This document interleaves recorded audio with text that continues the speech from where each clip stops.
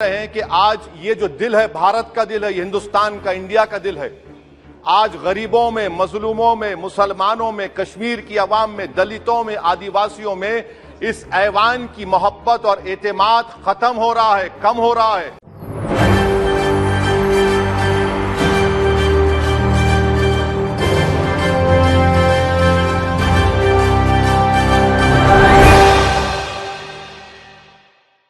नमस्कार, मैं नाज़मीन खान और आप देख रहे हैं SPN 9 न्यूज़। संसद का विशेष सत्र की शुरुआत हो चुकी है। एक दिन बीत चुका है, लेकिन 4 दिन अभी भी बाकी हैं। ऐसे में देखा गया कि ये जो 4 दिन है, ये नई संसद भवन में इसकी कार्यवाही चलेगी।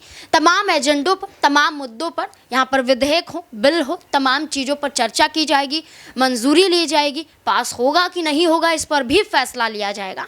लेकिन सबसे ज़्यादा अभी यहाँ पर देखा जाए तो जो 4 दिन पर कार्यवाही नई संसद भवन में होगी, उससे पहले पुराने संसद भवन में क्या कुछ घटा, उसको लेकर चर्चा का विषय तमाम लोग यहाँ पर बनते हुए नजर आ रहे हैं। प्रधानमंत्री नरेंद्र मोदी का आपने भाषण सुना कि जो सीधे तौर पर ये कहते हुए नजर आए कि रोने का समय नहीं है, अब यहाँ पर कुछ कर दिखाने का समय है, यहाँ पर घड़ियाली आंसू बहाने का समय नहीं है। उसी के साथ साथ यहाँ पर कांग्रेस पार्टी हमलावर साबित नजर आई। कांग्रेस पार्टी की तरफ से अधीर रंजन चौधरी ने यहाँ पर सबूत दिखाते हुए कहा कि जानबूझकर केंद्र सरकार इस विशेष सत्र को ला रही है, लेकिन एजेंडा नहीं बता रही है। महिला आरक्षण बिल को लेकर भी चर्चा कांग्रेस की तरफ से की गई। वहीं कांग्रेस के राष्ट्रीय अध्यक्ष ने तमाम चीजों को लेकर कई खुलासे किए कि आपने संजय सिंह और राघव चड्ढा को यहाँ पर क्यों नहीं बुलाया, राज्यसभा में क्यों वापसी होती हुई नजर नहीं आई। लोकसभा और राज्यसभा में दोनों सदनों में कार्यवाही इन 5 दिनों में देखी जाएगी, लेकिन जो पहले दिन में देखी गई है वो दोनों ही सदनों में यहाँ पर चर्चा का विषय बन जाती है। तो ऐसे में देखा जाए तो AIMIM असदुद्दीन ओवैसी का बयान भी सीधे तौर पर यहाँ पर वायरल होता हुआ नजर आ रहा है। उन्होंने सीधे तौर पर देश के प्रधानमंत्री नरेंद्र मोदी से तीखे सवाल पूछे डाले हैं और सीधे तौर पर उन पर निशाना साधा है। क्या कुछ असदुद्दीन ओवैसी यहाँ पर कहते हुए नजर आ रहे, देखिए जरा। बहुत शुक्रिया सर, आपने मुझे आज एक तारीखी बहस पर बोलने का मौका दिया। मोहतरम जनाब, इस ऐवान के 75 साल के पार्लिमानी सफर की तकमील पर हम बहस कर रहे हैं। मैं सबसे पहले अपनी जानिब से खराज अकीदत पेश करना चाहूँगा मौलाना हिफ्जुर रहमान साहब को, जो पहली और दूसरी पार्लियामेंट के मेंबर थे, मेरे कायद सालार मिल्लत सलाहुद्दीन ओवैसी को, सुलेमान सेठ साहब को और मौलाना बनात वाला साहब को। जनाब मोहतरम, इस ऐवान की नाकामियों का भी जिक्र हमको करना जरूरी है। 75 साल का तारीखी सफर इस ऐवान ने मुकम्मल किया। ये ऐवान एक इमारत नहीं है मेरी नजर में, ये ऐवान इस वतन अजीज का एक दिल है, जो बाहर जो गरीब और मजलूम अवाम की तकलीफ को महसूस करे, इसीलिए मैं इसको दिल कहता हूं। मैं आपके सामने 15 मिसालें पेश करूंगा जहां पर इस ऐवान ने अपनी नाकामी का सबूत पेश किया। एक उस वक्त जब दिल्ली की सड़कों पर सिखों की नस्लकशी की जा रही थी। एक उस वक्त जब 6 दिसंबर को बाबरी मस्जिद की शहादत हुई। आ रहा हूं भागलपुर, जिसमें रेशम के कारोबार को खत्म किया गया, मुसलमानों को दफना दिया और वहां पर फूल गोभी उगना शुरू हो गई। एक उस वक्त नाकामी साबित हुई जब मुजफ्फरनगर और गुजरात में नस्लकशी की गई। एक उस वक्त सर जब हम देखते हैं कि मुंबई की सड़कों पर इंसानियत का नंगा नाच हुआ। एक उस वक्त जब इस ऐवान में टाडा पोटा का काला कानून बनाया गया, UAPA का कानून बनाया गया, आफ्सपा का कानून बनाया गया, जिसको 1 साल के लिए बनाया गया था। 58 में हम 2023 में आ गए। एक उस वक्त नाकामी साबित हुई जनाब, जब हम देख रहे हैं कि आज ये जो दिल है, भारत का दिल है, ये हिंदुस्तान का, इंडिया का दिल है। आज गरीबों में, मजलूमों में, मुसलमानों में, कश्मीर की आवाम में, दलितों में, आदिवासियों में इस ऐवान की मोहब्बत और एतेमाद खत्म हो रहा है, कम हो रहा है। इसीलिए जनता सड़कों पर आकर एहतजाज कर रही है, क्योंकि उनको लग रहा है कि ये इमारत बन चुकी है, हमारा दिल नहीं है। चाहे CAA का प्रोटेस्ट हो, चाहे किसानों का प्रोटेस्ट हो, चाहे शेड्यूल कास्ट के रिजर्वेशन का मसला हो। इसीलिए मैं आपके जरिए हम तमाम को मुतनब्बे करना चाह रहा हूं कि अगर हम रोडों पर इंसाफ करना जनता को अलाउ करेंगे, इस ऐवान को दिल नहीं रखेंगे, तो याद रखिए ये हमारी पार्लियामानी जमहूरियत के लिए बड़ा नुकसानदेह साबित होगा। और नुकसानदेह इसलिए भी होगा कि क्या हमको अपने ख्वाब गफलत से, अपनी जिम्मेदारियों से निभाने के लिए क्या भगत सिंह को आके बैठना पड़ेगा ऊपर?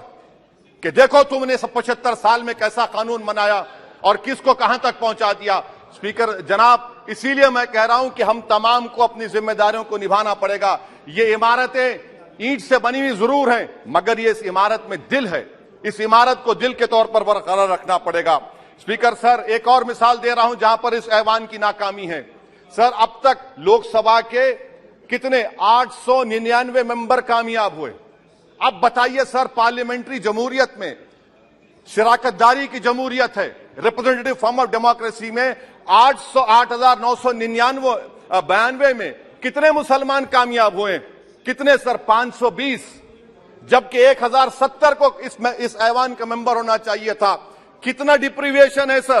कितना डिप्रीविएशन है? 92% डिप्रीविएशन है। इस मौजूदा पार्लियामेंट में स्पीकर साहब सिर्फ 26 हैं, 14% मुसलमान और सिर्फ 4.8 उनका रिप्रेजेंटेशन है। बताइए, हम वोट डालने वाले बन गए, वोट लेने वाले नहीं बने। या तो हकीकत यह है कि आप वोट डालना नहीं चाहते उनको, आप सबको वोट डालेंगे, मगर जहां पर मुसलमान आएगा वो कामयाब नहीं होगा। बताइए, जब दिल में एक 14% आबादी की नुमाइंदगी नहीं होगी तो आप क्या फैसले करेंगे? क्या इस ऐवान को हम कहेंगे कि ये रिप्रेजेंटेटिव फॉर्म ऑफ डेमोक्रेसी है? स्पीकर साहब, मैं आपको एक और मिसाल देना चाह रहा हूं।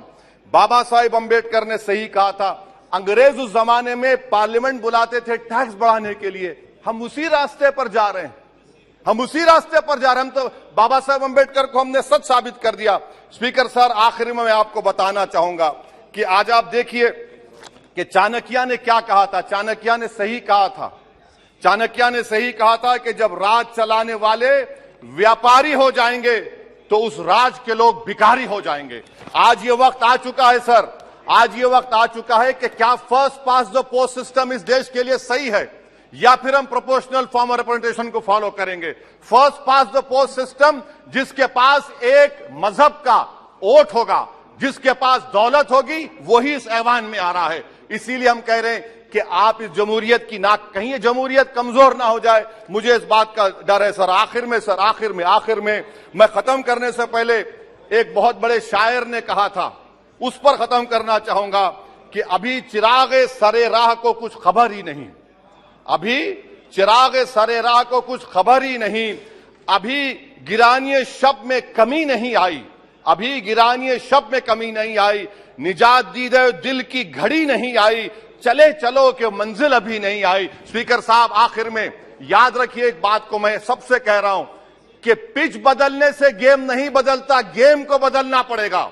आप पिच बदल रहे हैं, वरना याद रखिए, जब तक हम अपने जमहूरी उसूलों पर, रूल ऑफ लॉ पर, संविधान पर अटूट अमल नहीं करेंगे, वरना याद रखिए कहीं नई इमारत भी हिटलर की राइक्सटैग की इमारत ना साबित हो जाए। बहुत बहुत शुक्रिया। आपको बता दें कि यहाँ पर एक मुद्दा जो गरमाया हुआ रहता है 2024 के चुनाव को लेकर फिर से गरमा रहा है, वो है समुदाय के नाम पर हमला करना, हिंदू और मुस्लिम को एक तरीके से विभाजन करना, उनके बीच में टकराव लाना, स्थिति पैदा करना, नफरत पैदा करना। ये राजनीति का एक एजेंडा बन जाता है और इसी एजेंडे के साथ यहाँ पर केंद्र सरकार काम कर रही है। इसी को लेकर ओवैसी ने यहाँ पर पलटवार किया है और सीधे तौर पर कहा है कि अब 2024 के चुनाव में जनता यहां पर जागरूक हो चुकी है, वो समझ चुकी है कि उनके साथ क्या कुछ हो रहा है और क्या कुछ यहां पर केंद्र सरकार उनके साथ करती हुई नजर आ रही है। तमाम मुद्दों को लेकर असदुद्दीन ओवैसी ने पलटवार किया। अब असदुद्दीन ओवैसी के इस बयान को लेकर और पुरानी संसद भवन में जितनी भी बहस होती है और जितनी भी बहस अभी तक हुई है, उस बहस को लेकर आपकी क्या राय बनती है, कमेंट बॉक्स में जरूर बताएं। धन्यवाद।